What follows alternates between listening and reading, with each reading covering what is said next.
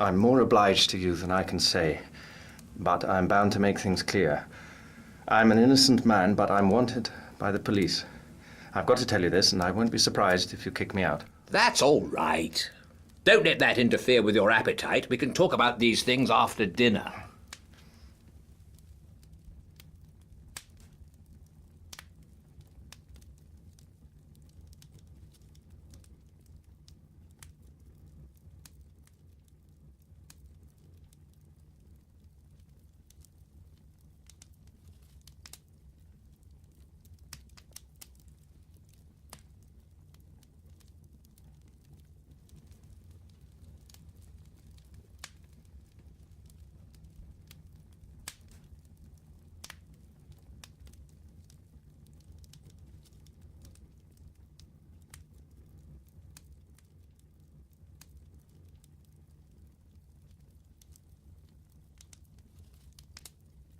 I've obeyed Harry's instructions, and the bribe he offered me was that you would tell me something to wake me up.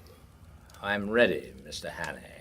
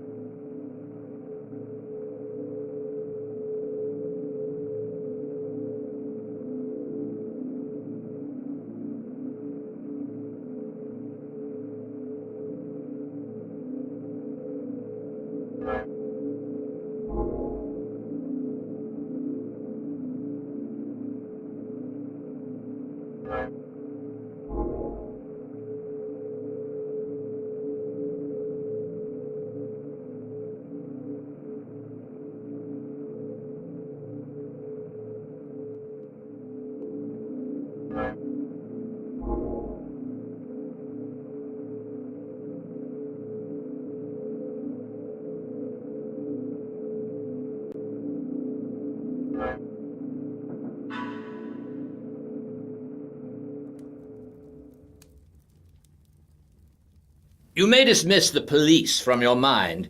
You're in no danger from the law of this land. Great Scott. Have they got the murderer? No. But for the last fortnight, they've dropped you from the list of possibles. Why? Principally because I received a letter from Scudder. I knew something of the man, and he did several jobs for me. He was half crank, half genius, but he was wholly honest. Trouble about him was his partiality for playing a lone hand. That made him pretty well useless in any secret service. A pity, for he had uncommon gifts. I think he was the bravest man in the world, for he was always shivering with fright, and yet nothing would choke him off. I had a letter from him on the 31st of May. But he had been dead a week by then. The letter was written and posted on the 23rd. He evidently did not anticipate an immediate decease. His communications usually took a week to reach me, for they were sent undercover to Spain and then to Newcastle. He had a mania, you know, for concealing his tracks.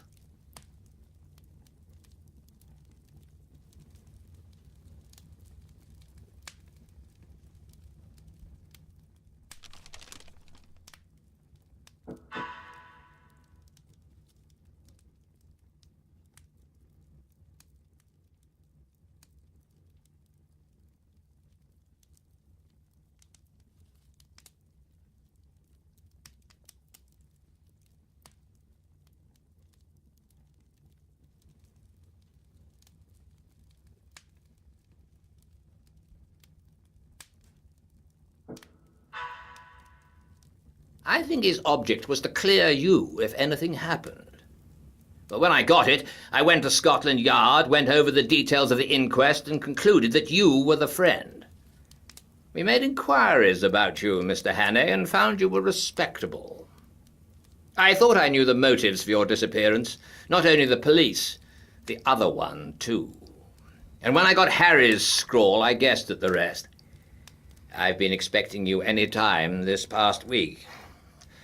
Thank heavens.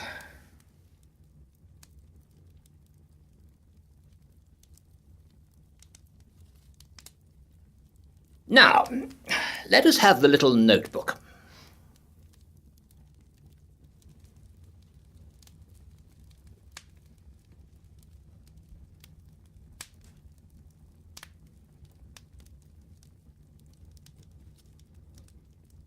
I don't know what to make of it. He's right about one thing. What is going to happen the day after tomorrow? How the devil can it have got known? That is ugly enough in itself. But all this about war and the Black Stone, it reads like some wild melodrama. If only I had more confidence in Scudder's judgment. Trouble about him was that he was too romantic. He had the artistic temperament and wanted a story to be better than God meant it to be. He had a lot of odd biases, too. Jews, for example, made him see red. Jews and the high finance. The Black Stone. Der schwarze Stein. Yeah, it's like a penny novelette. And all this stuff about Karolides.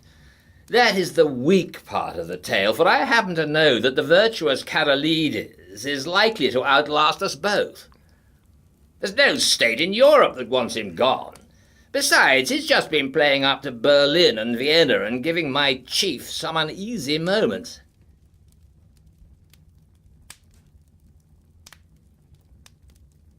No, Scudder's gone off the track there. Frankly, Hannay, I don't believe that part of his story. There's some nasty business afoot, and he found out too much and lost his life over it. But I'm ready to take my oath that it's ordinary spy work. A certain great European power makes a hobby of her spy system, and her methods are not too particular. Since she pays by piecework, her blackguards are not likely to stick at a murder or two. They want our naval dispositions for their collection at the Marienamt. But they'll be pigeonholed. Nothing more.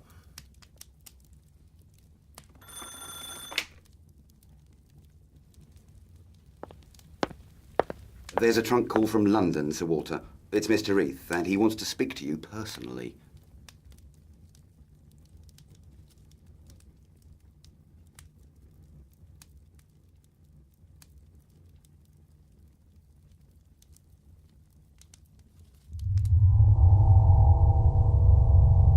I apologize to the shade of Scudder.